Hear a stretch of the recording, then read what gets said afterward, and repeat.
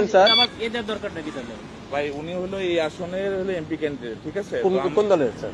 জামাত ইসলামী। জামাত ইসলামী। বুঝতে পারছি স্যার, আমাদের ক্যান্টনমেন্টের নিরাপত্তার সাথে ক্যান্টনমেন্টের গানে না আপনারা তো ওখানে গান নিয়ে বসে আছেন, একবারে জিব্বা দিয়ে চাইতে ফেলতেছেন পর তারিখ দেওয়ার জন্য। আপনি তো একদম- আমরা কেন চাইতে পারবো না? আমাদের তো সরকার স্যার অনুমতি এটা দিয়েছে। আমাকে বলে তো ইয়ে হবে না আমরা স্যার। অফিসের সঙ্গে কথা বলবো। যে স্যার এটা স্যার আপনি এই হিসেবে আপনারা দেশটাকে পরিকল্পিতভাবে ধ্বংসের দিকে নিয়ে যাচ্ছেন, আবার পরিকল্পিতভাবে ধ্বংস করতেছেন আপনারা।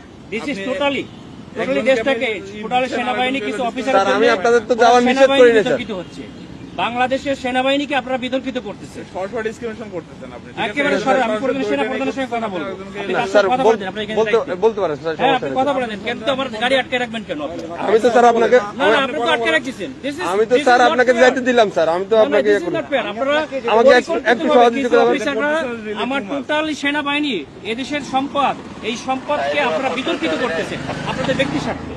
স্যার একটু স্যার একটু স্যার ব্যক্তি স্বার্থে করতেছেন, ব্যক্তি স্বার্থে সরকারকে এই প্রশাসনকে আপনারা বিতর্কিত করতেছেন। স্যার, একটু আমাকে সময় দিন স্যার।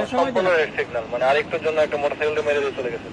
এটা ডিসঅ্যাপয়েন্টিং সিচুয়েশন করে সারা দেশে খুব তাড়াতাড়ি আপনাদের জন্য দেশটা বিশৃঙ্খলা হচ্ছে।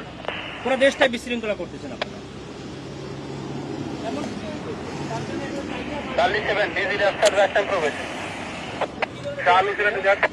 স্যার আসসালামু আলাইকুম স্যার, কপাল